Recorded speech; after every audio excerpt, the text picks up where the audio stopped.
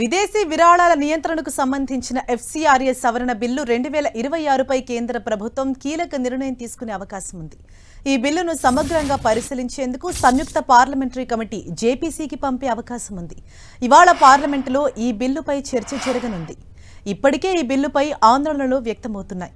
ముఖ్యంగా విదేశీ నిధులతో పనిచేసే స్వచ్ఛంద సంస్థలు, చర్చ్ సంస్థలకు సంబంధించిన అంశాలపై అభ్యంతరాలు వ్యక్తమవుతున్నాయి. దేశంలో ప్రజల కోసం పనిచేస్తున్న స్వచ్ఛంద సంస్థలు పౌర సమాజంపై ఒత్తిడి తెచ్చేలా ఎఫ్సీఆర్ఏ సవరణ చేస్తున్నారని ఆందోళన వ్యక్తం చేస్తున్నారు స్వచ్ఛంద సంస్థల నిర్వాహకులు. ఈ బిల్లు ప్రకారం ఎఫ్సీఆర్ఏ రిజిస్ట్రేషన్ రద్దయినా, గడువు ముగిసినా, రెన్యూల్ చేసుకోకపోయినా ఆ సంస్థకు వచ్చిన విదేశీ నిధులతో కొనుగోలు చేసిన ఆస్తులను నిర్వహించేందుకు ప్రభుత్వం ప్రత్యేక సంస్థను ఏర్పాటు చేసే అవకాశం ఉంది. అయితే ప్రార్థనా స్థలాల ఆస్తుల విషయంలో వాటి మతపరమైన స్వభావాన్ని కాపాడాలని బిల్లులో ప్రతిపాదించారు. మరోవైపు ఎఫ్సీఆర్ఏ నిబంధనల ఉల్లంఘనకు గరిష్ట జైలు శిక్షను 5 ఏళ్ల నుంచి 1 ఏడాదికి తగ్గించే ప్రతిపాదన కూడా ఉంది. ఎఫ్సీఆర్ఏ పోర్టల్ ప్రకారం జూలై 15, 2026 నాటికి దేశంలో 14,449 క్రియాశీల ఎఫ్సీఆర్ఏ సర్టిఫికెట్లు ఉండగా 22,498 రద్దయ్యాయి. మరో 15,212 సర్టిఫికెట్లు గడువు ముగిసినవిగా ఉన్నాయి. ఈ బిల్లును జేపీసీ పరిశీలిస్తే ప్రతిపాదిత మార్పులపై మరింత విస్తృతంగా చర్చ జరిగే అవకాశం ఉంది. దీనిపై మరింత సమాచారం మా ప్రతినిధి గోపికృష్ణ మనకు అందిస్తారు. గోపి, హరీష, రేపు ఈ రోజు 18వ రోజు పార్లమెంటు సమావేశాలు, రేపటితో పార్లమెంటు సమావేశాలు ముగియబోతున్నాయి. ఈ రోజు కీలక బిల్లు ఎఫ్సీఆర్ఏను సభలో ప్రవేశపెట్టేందుకు కేంద్రం యోచిస్తుంది. దీనికి సంబంధించి కూడా జేపీసీకి ఇచ్చేందుకు ఇప్పటికే దీన్ని సూత్రప్రాయంగా అన్ని పార్టీలకు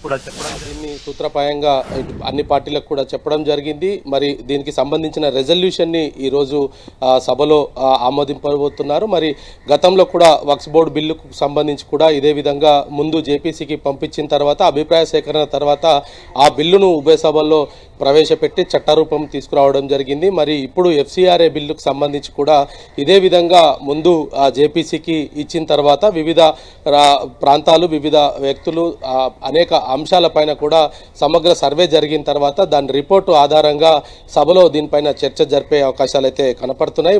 మరికొన్ని కీలక బిల్లులను కూడా జస్టిస్ వర్మకు సంబంధించిన విచారణకు గతంలో న్యాయ కమిటీ వేసిన కమిటీకి సంబంధించిన రిపోర్టును కూడా ఈరోజు పార్లమెంట్లో చర్చించేందుకు తీసుకురాబోతున్నారు. మరి ఇప్పటికే విపక్షాల గందరగోళం ఒకవైపు, గత నెల 20వ తేదీన చెలో సంసద్ కార్యక్రమం రోజున జరిగిన హింసాత్మకమైన ఘటనలు, పెలెట్స్ గన్ వాడకము, బాష్పవాయు గోళీల ప్రయోగము, అదేవిధంగా రామ్ మందిర్ ఆలయానికి సంబంధించిన విరాళాల చోరీకి సంబంధించిన అంశం, వీటన్నిటిపైన కూడా విపక్షాలు కేంద్ర హోంశాఖ మంత్రి అమిత్ షా సమాధానం చెప్పాలంటూ కూడా గత కొన్ని రోజులుగా కూడా, అంటే దాదాపు 17 రోజులుగా కూడా ఇదే ఆందోళన నేపథ్యంలో సభ వాయిదా పడుతూ వస్తుంది. మరి ఈరోజు ఈ కీలక బిల్లులు సభలోకి రానున్న నేపథ్యము, మరి విపక్షాల ఆందోళన ఒకవైపు, మరి సభ ఏ విధంగా ఉండబోతుంది అనేది కూడా మరి చూడాలి. ఈరోజు కూడా ఒకవేళ అమిత్ షా సభకు రాకుండా ఉంటే విపక్షాలు అదే విధమైన గందరగోళాన్ని సృష్టించే అవకాశాలు అయితే కనపడుతున్నాయి. మరి ఎఫ్సీఆర్ఏతో పాటు మరికొన్ని కీలక బిల్లులు, ఈ గతంలో